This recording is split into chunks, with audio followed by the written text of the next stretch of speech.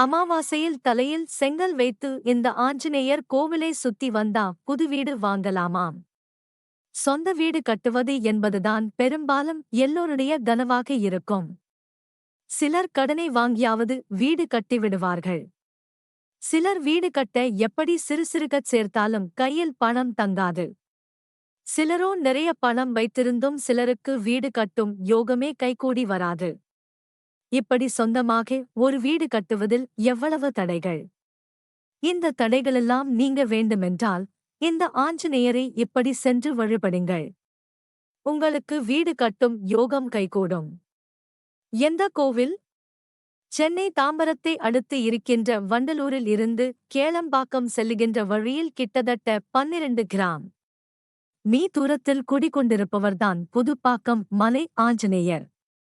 108 திவ்ய தேசங்களில் ஒன்றான திருவிடந்தை ஆதிவராகப் பெருமாளான நித்திய கல்யாணப் பெருமாள் கோவிலினுடைய பரிவேட்டை தலமாக விளங்குவதுதான் இந்த புதுப்பாக்கம் மலை ஆஞ்சநேயர் கோவில். வேறு எந்த ஆஞ்சநேயர் கோவிலுக்கும் இல்லாத ஒரு சிறப்பு இந்த கோவிலுக்கு உண்டு. இங்கு வரும் பக்தர்களுக்கு வலம்புரி சங்கில் தீர்த்தம் கொடுக்கப்படுகிறது.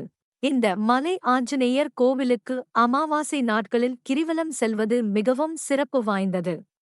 அதிலும் குறிப்பாக அமாவாசை நாளில் ஒரு செங்கல்லில் ராமரின் பெயரை எழுதி அதை தலையில் வைத்துக்கொண்டு கிரிவலம் சென்றால் மிக வேகமாக வீடு கட்டும் யோகம் உண்டாகும்.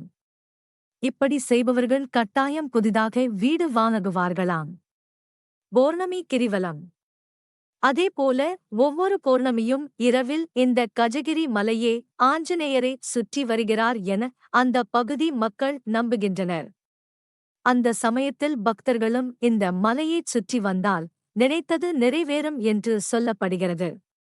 திருமணத் தடை உள்ளவர்கள் ஒவ்வொரு மாதமும் மூல நட்சத்திர நாளில் ஆஞ்சநேயருக்கு வெற்றிலை மற்றும் வடை மாலை சாத்தி வழிபட்டு வந்தால் தடைப்பட்டு வந்த திருமணத் தடைகள் நீங்கி திருமணம் கைகூடி வரும்.